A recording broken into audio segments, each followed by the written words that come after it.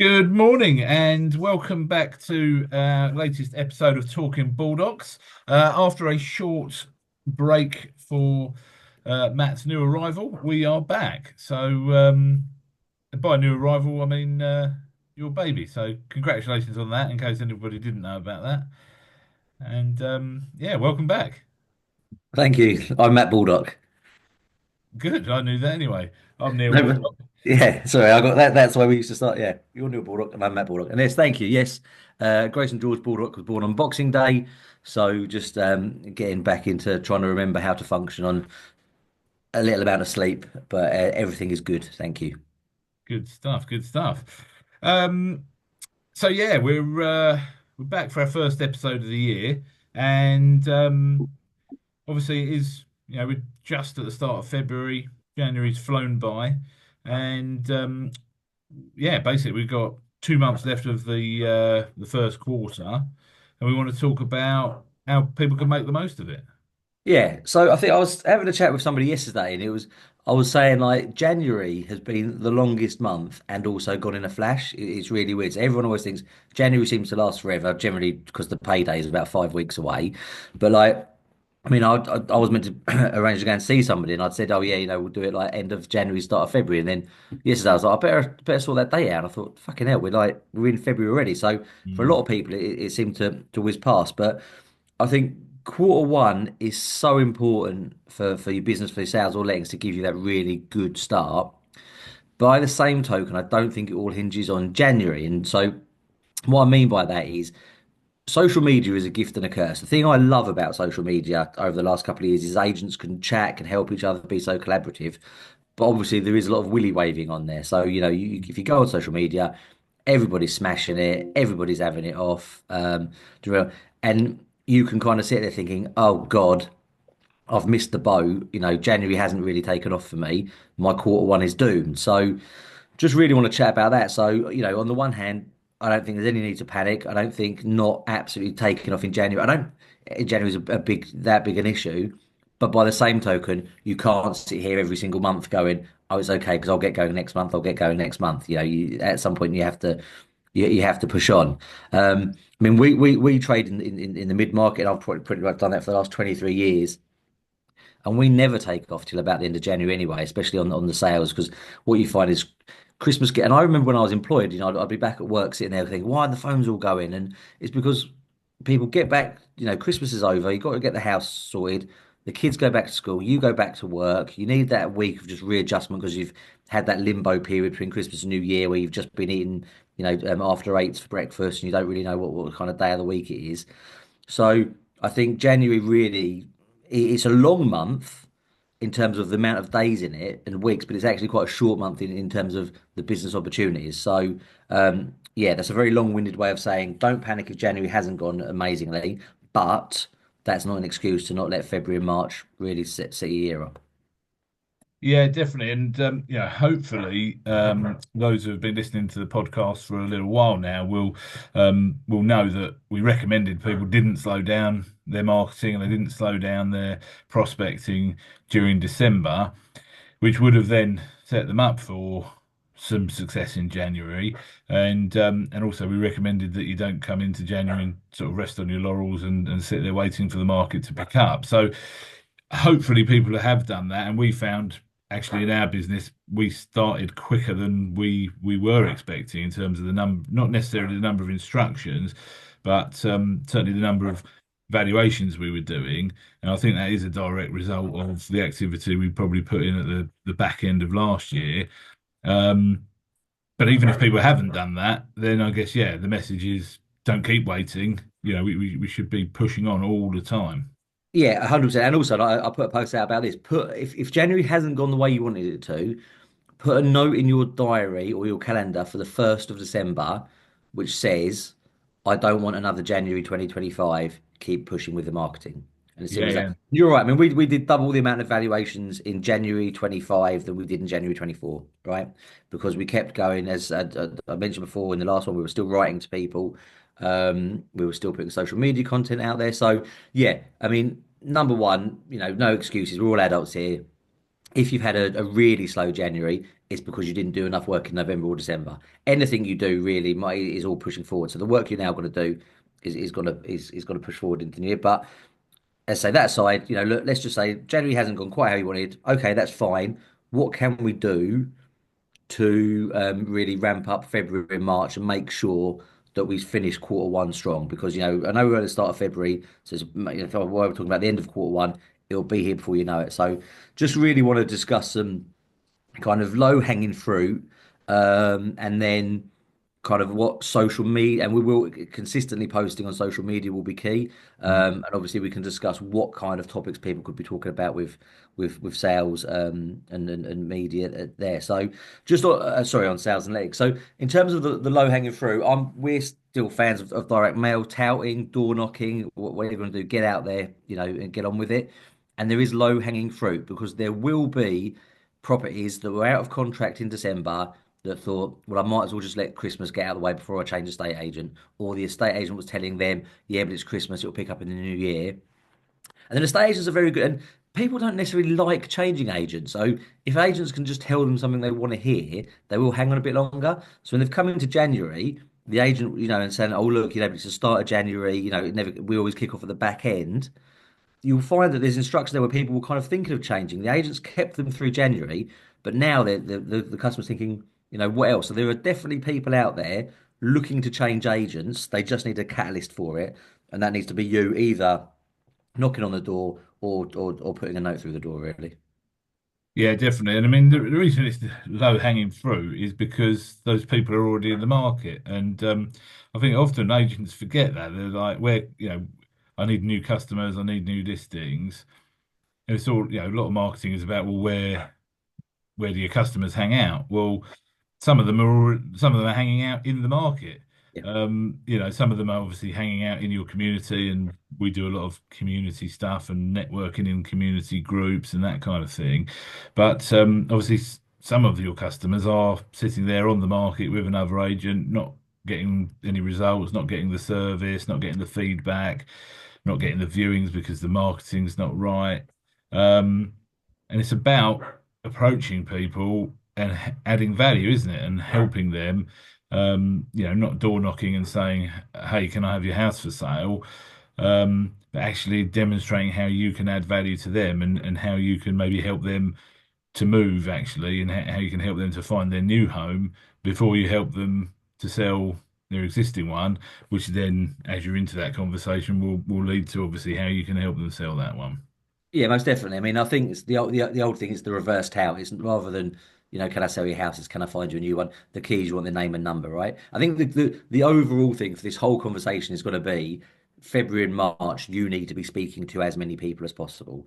And you need to be verbally speaking to them, but all speaking to them via other methods, we'll say. But the way to verbally speak to them is to get in front of them. I was brought up calling it the reverse tout. Chris Watkins calls it the frozen pea method. If you go on YouTube and look up Chris Watkins frozen pea method, Yeah. it'll be on there.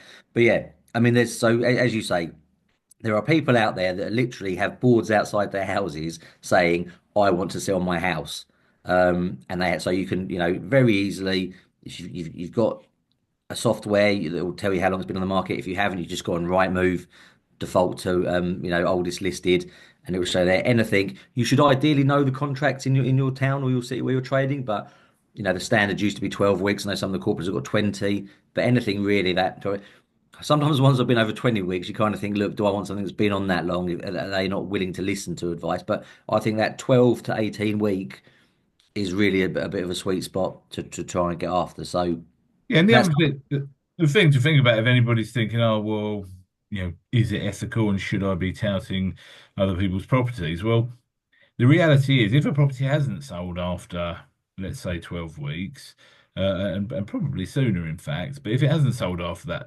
long, then the reality is either the marketing's not right or the price is not right, and somebody needs to have a discussion with the owner regarding both of those things, because if they're not, they're actually not helping that owner at all by just having the house sitting on the market.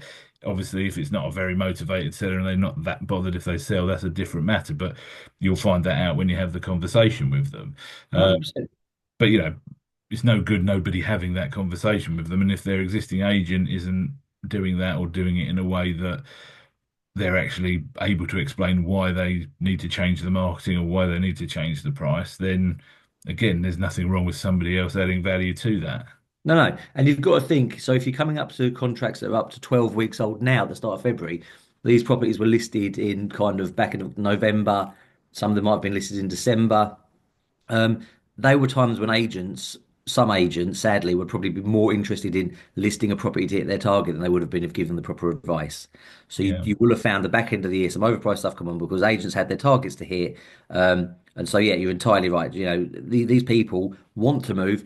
There is something in their life that is happening that they need to move out of that house and into another property.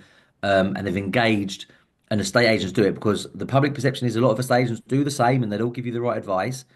If they've been on the market that long, they probably haven't. So get out there and try them and help them. So that's number one. And just to quickly touch on it, is it ethical point of view? If you're sitting there not earning any money, I'm not saying don't do any unethical things, but you haven't done anything to get it. So if you haven't tried it, don't sit there and piss and moan going, oh, there's no business. Don't knock something until you've tried it. And there are ethical ways of doing things. You're not going around there to pressure people. You're not going to lie to people. As you say, you're going there to help them move to the next chapter of their life. And people do need that. I think a quarter of our sales last year came from people that tried being on with another agent. So there is a big chunk of people that do need that service. Conversely, the other people you can actually go and write to are people that aren't on the market at the moment. So again, if you're sitting there a bit low on stock and properties to sell, I bet you haven't got a problem with buyers. There are buyers for everything. So let's get some on behalf of buyer campaigns going on. So find who are your best buyers. Who do you actually know is active in the market? Really, he's got to look. They've got their mortgage sorted out. They've got the conveyances in place, and they're keen to buy. Where do they want to live? Go out and look for properties that are not on the market yet, and see what you can get them. So if you're using a Spectre, a Sprift, a home search, these will have little things that can identify people more likely to sell. But I know some agents that will just go and knock an entire road and say, "We've got people looking to buy here. Are you considering selling?" So again, it can be letters, it can be. I personally have never door knocked a property not on the market. But we write to plenty of them saying, "We've got a family, they want to live in this area, want the local schools. If you're thinking about selling, can we have a conversation?" And that really does, bring quite good returns. Yeah, well, because people forget that ultimately everybody's in the market. Well, not everybody, of course, but a lot of people are in the market without knowing they're in the market. Um, for instance, I'm always saying, aren't I, if I could move and get a driveway, a garage, and perhaps one more bedroom, I would look at doing it. But I'm not desperate to do it. But if you came to me and presented me and said, Neil, I've got this house, and I've also got someone that would buy yours. Do you want to make, if I can get you the mortgage, if I can make it all, if I can tick all your boxes and make it affordable, make it all work, would you move? Then my answer would probably be yes. So my house is not on the market. I'm not particularly looking to move, but you can create opportunities and bring people into the market by having conversations. Yeah, all day long, and that's the thing. So if I approached you and said, I know you're not looking to sell. I've got this family, and you phone me and said, "Well, look, I'll be interested, but I've got nowhere to go." Well, listen, Mr. Baldock, I'm going to do exactly the same for you. I've just done for this person. This person didn't have a house to buy. That's why I'm approaching you.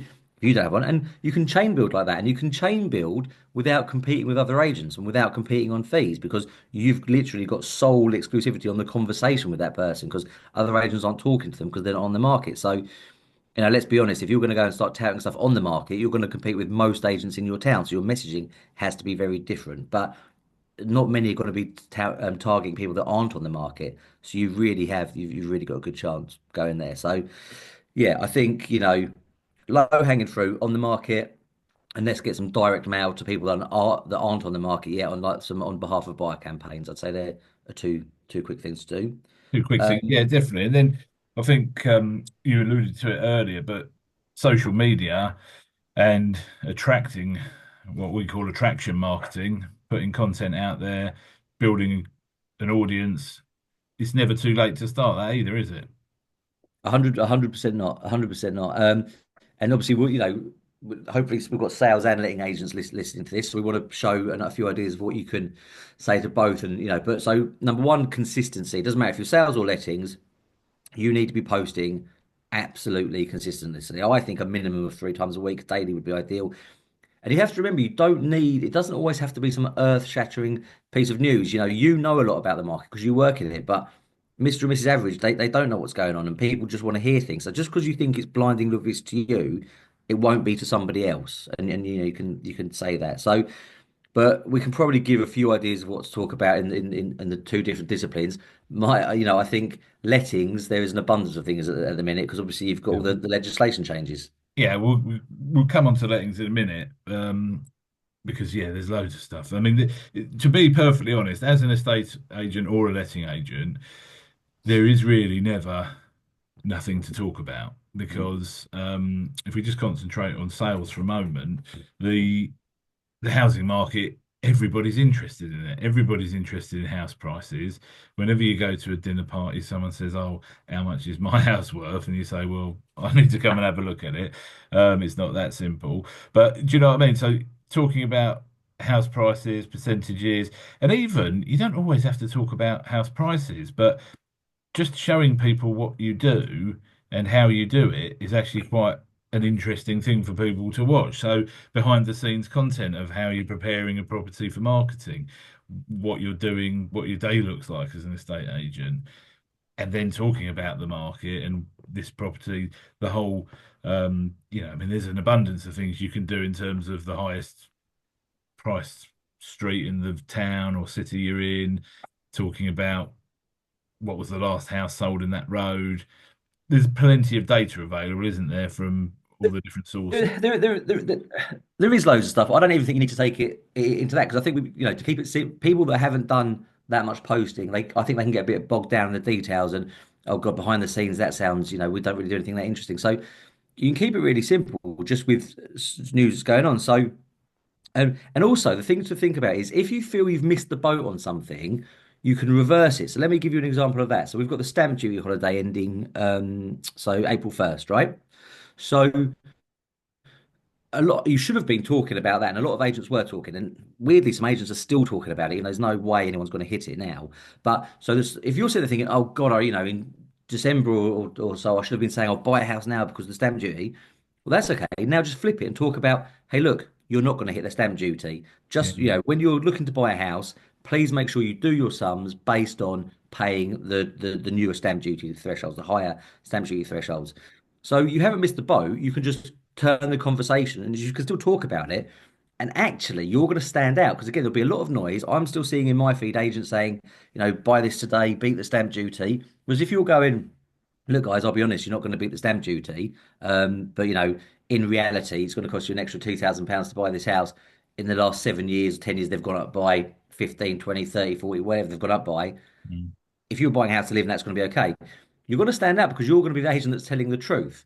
It's really weird. I had this conversation with a customer the other day. They were saying, why don't anyone ever say when the markets are bad? Because if you think of just news in the world, it's always negative. You ever turn on BBC, ITV, no one ever says everything's good. It's all stuff negative. But in a state agency world, it's always a state agent saying everything's brilliant. So actually, and I'm not saying be negative, but just be realistic and truthful. If you can just put your hand up and go, look, actually, this isn't quite right. This isn't ideal for you, but this is what we can do about it. You will stand out. So, yeah, if there's been a big piece of news and you feel you've missed it, flip it and talk about the other side of it. Um, a really good place to actually, if I was to talk about, is if you subscribe to one of the online news, so like Negotiator, Estate Agents Today, Property Industry Eye. They've always got something. So yesterday, I think an article came out in a couple of them that Rightmove have said February and March are the best time to sell your home. Tell the public about that. You don't have to invent the news. The public you will find will believe something Rightmove says over they believe an estate agent says. So there's something there. Mortgage rates are great to talk about because if you're tracking it, they all came down over the last week because they always come down before the base rate comes down. So you could have talked about them for the last couple of weeks, they've come down, and then when the base rate comes down, even though it doesn't actually correlate to mortgage rates as such, the public don't know that. So use that as your springboard to talk about that. So every once a month on the Thursday when the base rates announced, whether it's up, down, or stay the same, you could talk about that. But there will always be mortgage movement in the week before the base rate announcement, so you could talk about that. And as I say, if you just want to keep things simple, just get the news of other people. So see what the industry press is writing about, and then you can talk about that. Yeah, yeah, definitely. I don't.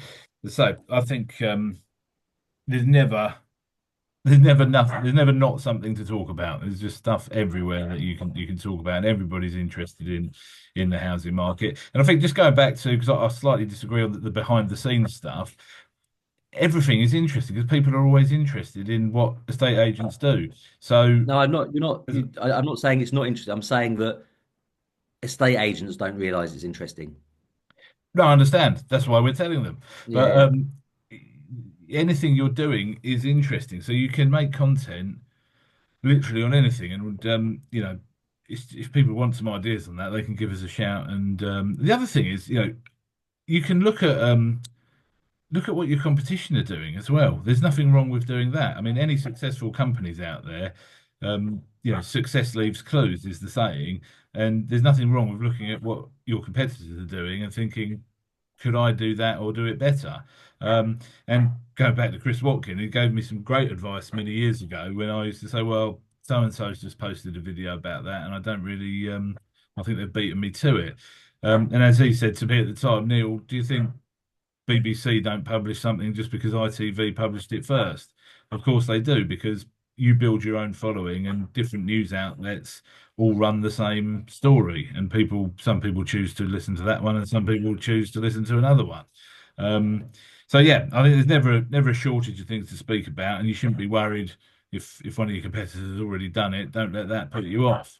Um, Talking about lettings, I mean, yeah, there is, and again, an abundance of things to talk about at the minute, but particularly exceptionally topical at the minute is the Renters' Rights Bill because it's just gone through its second reading in the House of Lords just this week. And so, again, just the fact every time it moves through another stage of the parliamentary procedure is a great time to make some content on it. In fact, I've just emailed our whole landlord prospect database today about that because it's timely, it's topical, and it's something that people need to know about. So, and with lettings especially, I mean, we've always known there's 170 plus pieces of legislation. Now we've got the Renters' Rights Bill coming in with another 226 pages in the bill. Um, yeah, I mean, where do you pick whichever bit you want and start talking about it? Exactly. But again, it goes back to so again, if if you're, I mean, you love the legislation and all that kind of stuff, right? And really, if you've got a lettings company, you need to be up on it. But again, the lazy way to do it is any time it goes through like the second reading of Parliament, property industry, I negotiate estate agency today. Back to your point, actually, about different news outlets all say the same story. They all say about it. Mm. So literally, just by getting those in your inbox every day, there'll probably be something you can talk about there. So if you're like, oh, I'm not really up on where it is with Parliament, you can, I mean, you've got Google for God's sake, but you can just find out having it drip fed, into that. So it's nice and easy for you to work out what you want to talk about.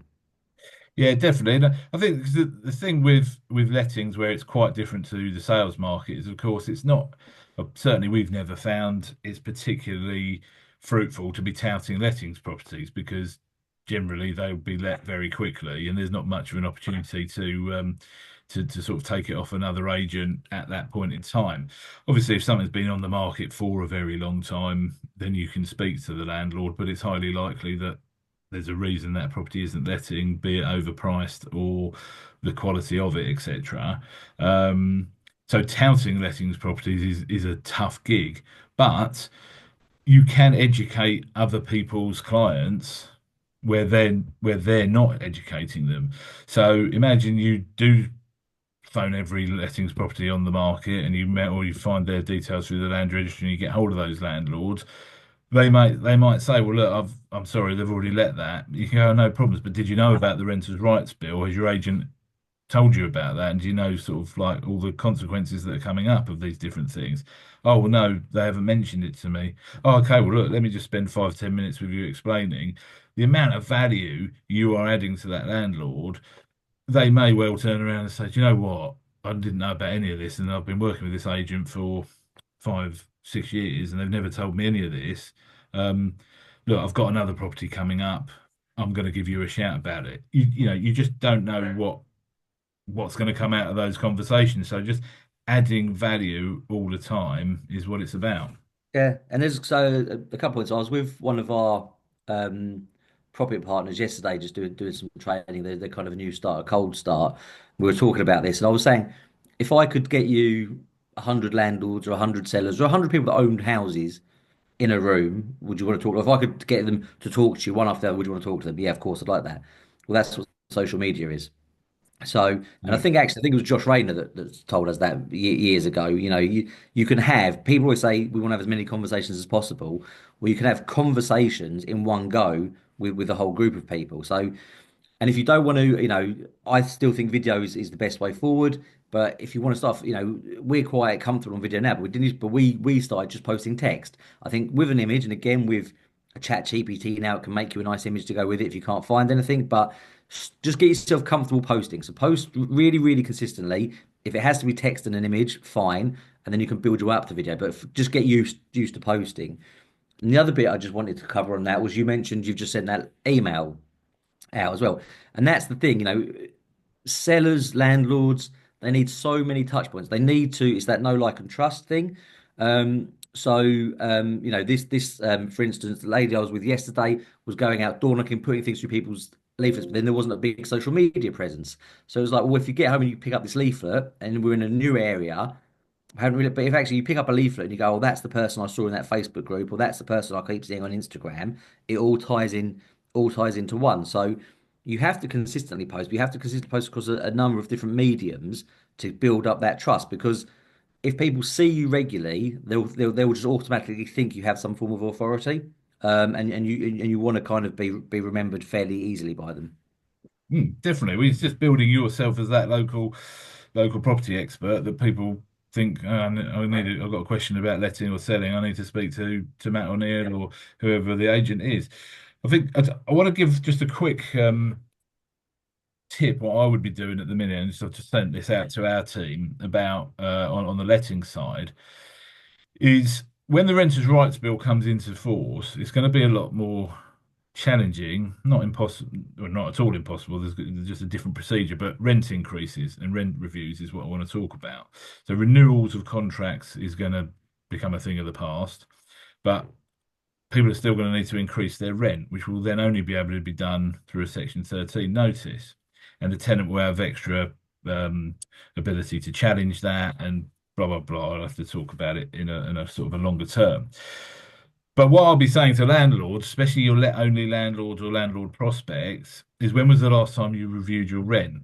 And if they say, oh, yeah, it was years ago, well, number one, the rental market's been moving at pace for the last couple of years, so we really should be reviewing that anyway. But the really important point is if you have the opportunity to review the rent now and put a rent increase in place, I would be doing it now whilst that legislation isn't in place because once it comes into play, it could become more complicated. It's, you're still going to be able to increase the rent, but the tenant could challenge it a lot easier. They could then delay that rent increase. So let's get a rent increase put into place now. If you've got the opportunity, obviously, if you're in a fixed term contract, you can't do that. But those are the types of things I'd be talking to landlords about is let's get things done now before legislation comes into play that could otherwise be made more complicated. And then you're just putting some urgency into that landlord to take action, whether to, you know, um, increase their rent or whether they need to change to management now before it comes into place and then they've got to sort themselves out with the new legislation. Let's put some urgency into landlords taking some action. Yeah, no, perfect. I think what we'll have to do is just another one, almost a letting special, where I can ask you some quite like the top five things you'd be doing to actually monetize these new things and build business on the new laws that are coming in, rather than Hmm. panicking about them. So we've covered off quite a lot there. So as I say, we've covered off going after your low hanging fruit, on the market stuff. We've got covered off the market properties, and we've covered social media. There's one final thing I want to talk about very quickly. I'm conscious we've been going for about half an hour. It's the bit that all estate agents forget, because what we like as estate agents, we like silver bullets. So we like to go on LinkedIn or we go on Facebook and someone tells us, oh, if you do this, if you jump up and down three times and clap your hands twice, you'll get a listing and then everyone stands up jumping up down the street like an idiot. Um, it's your database. Yeah. Um, estate agency is a contact sport. Sales or lettings, you need to be having as many phone calls as possible. So I still work on the old mantra that I got from Sam Hunter years ago: 20 conversations and life takes care of itself. Um, and there, so there's a couple of things. If your agency's been going for 5+ years, I think you've just got enough data in there to list as many houses as you need. 2+ years, you've definitely got some good going. Um, but there is a tip that I think everyone forgets. So on the letting side of things, especially in light of what you've just said, don't forget your let only landlords, right? Absolutely. So you've got your problem, but get hold of your let only landlords because they probably aren't up to speed on the new rate on the new laws that are coming in.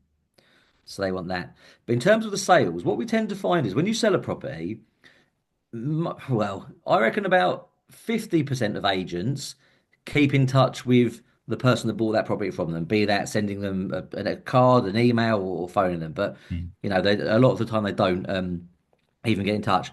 Then even less get in touch with the actual people that sold the property and paid them their commission. It's weird. We really look after the buyers because we want that resale, but your seller has still bought a house, and if they bought one locally, they trusted you to sell that one, so they would probably trust you to sell that one. Coupled with the fact that their estate agent they bought from probably isn't talking to them anymore. Stephen Brown talks about going into witness protection. Estate agents just don't speak to them. But the one I find that nobody thinks about is actually phoning past viewers. Yeah. So so let's say 5 years ago, 7 years ago, you put 10 viewings round one particular house and you sold it to one person and you're really good. So you keep in touch with that person and you keep in touch with the seller. So yeah, I'm great. Well, there's 9 people there that viewed that house but didn't buy that house. But probably 5 or 6 of them did buy a house in your area. Mm. And then they never, ever, ever hear from you again. And again, if we go back to the start of this bit, they probably don't ever hear from the agent they bought from. So actually, if you're sitting there and you're thinking, shit, I really need some instructions, what can I do? Go back through your viewing database from the past X amount of years. Hey, Mr. Smith, Matt from Charles David Casson. We dealt with you a few years ago. Just one, did you actually ever buy in Chelmsford? Yeah, I got this. Okay, great. And then just start the conversation. Would you know, we run an email update. We let people know what's going on. Would you be interested to know what the market's done? Have you heard from your agent? However you want to get into it, we can talk about that another time. But I genuinely believe there is real gold in there to the point that we've just put someone in our agency who is simply tasked with going through that entire database and phoning them. So if you can honestly say, I've hit everything on the market, I've written loads off the market, I'm doing my social media, and I've phoned all my previous buyers, I can't get any houses. Phone your previous viewers because there will definitely be business in there.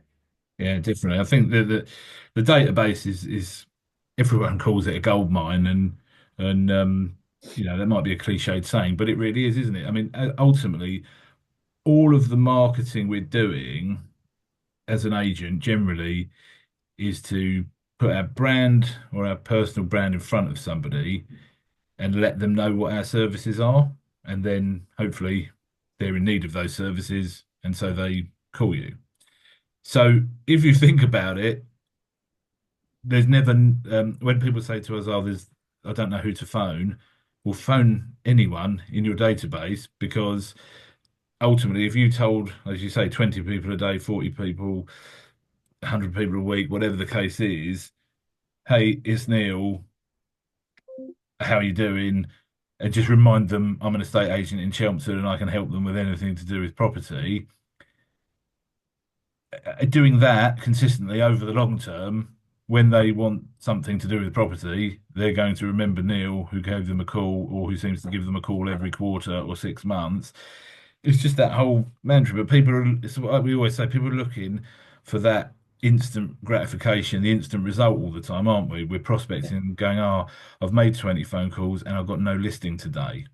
Well, yeah, you're not going to as the one off. And that's the same with going down the gym and I've done 20 bicep curls and I haven't got massive biceps. Well, you're not going to, are you? It's all about that consistency over the long term.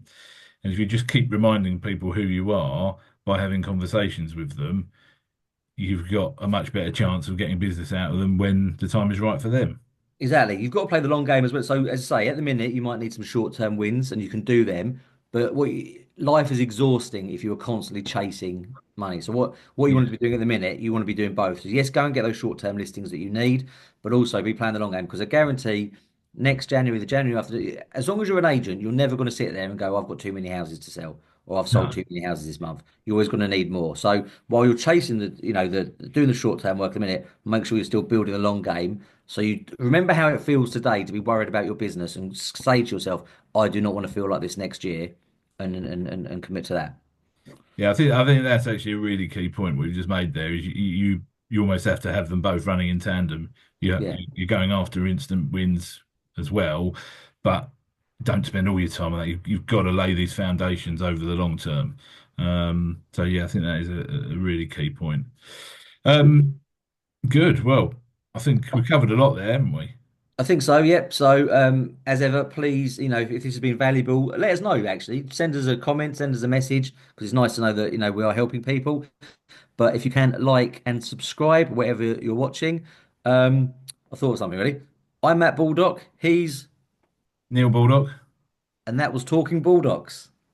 Very nice. I Very just thought nice. about that. Did you like it? Yeah. Yeah, Yeah, little we could jingle. work. I think we could probably work on that, but Oh, yeah. right, fine, okay. Good, yeah, and I think we'll definitely do some more. Maybe we'll do that letting special, as you say, Matt, because I've had a comment before that people would like to hear a bit of letting stuff as well. So hopefully that's given them some direction, and we can do a bit more in the future.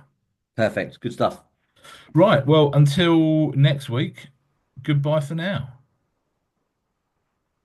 Are you going to say goodbye? Well, I did my jingle. I'm Matt Baldock, you're Neil Baldock. That was Talking Bulldogs, and that was the end of it. And then you carried it. We'll try again. Right, Right. so until next time, I've been Matt Baldock, he's been, Neil Baldock. and that was Talking Bulldogs. Goodbye. Last word.